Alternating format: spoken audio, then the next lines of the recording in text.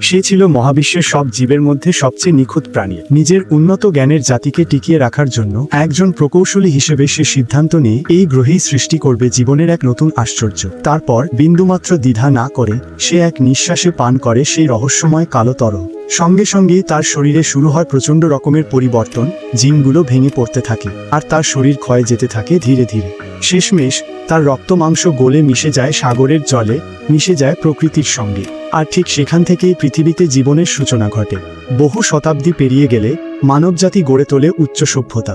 নিজের সৃষ্টিকর্তা জাতিকে খুঁজে বের করার জন্য কিছু মানুষ অকৃপণ অর্থ ব্যয় করে তৈরি করে এক বিশাল মহাকাশযান। বহু বছর ধরে হাইবারনেশনে ঘুমিয়ে থাকার পর তারা অবশেষে পৌঁছে যায় সেই গ্রহে যেখানে একসময় বসবাস করত তাদের স্রষ্টারা।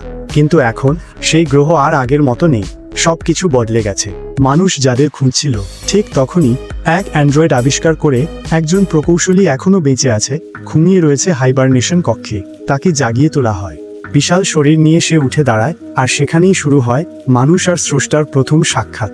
তবে সেই বৃদ্ধ মানুষটি যে বিপুল অর্থ ব্যয় করে এখানে এসেছে, তার মন জুড়ে অনেক প্রশ্ন। কেন সৃষ্টি করা হয়েছিল মানুষকে, কিভাবে ধ্বংস হলো তাদের নিজ গ্রহ?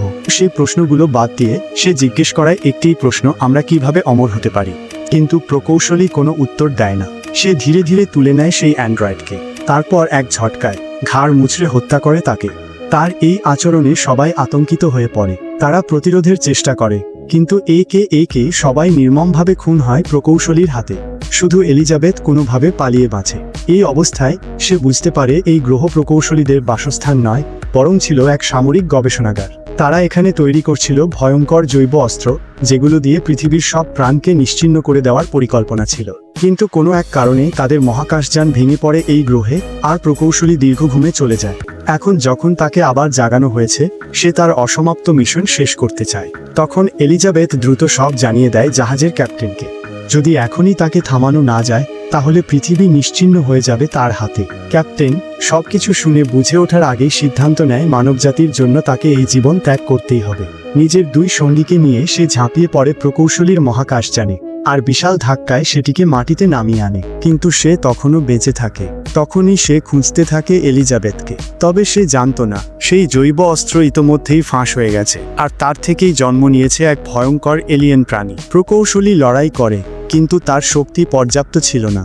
শেষ পর্যন্ত নিজের তৈরি করা দানবের হাতেই তাকে প্রাণ হারাতে হয়। অন্যদিকে এলিজাবেথ কোনোভাবে বেরিয়ে আসে ধ্বংসস্তূপের মাঝ থেকে, কিন্তু সে আজ সম্পূর্ণ একা, হতাশ আর হৃদয়ভঙ্গ।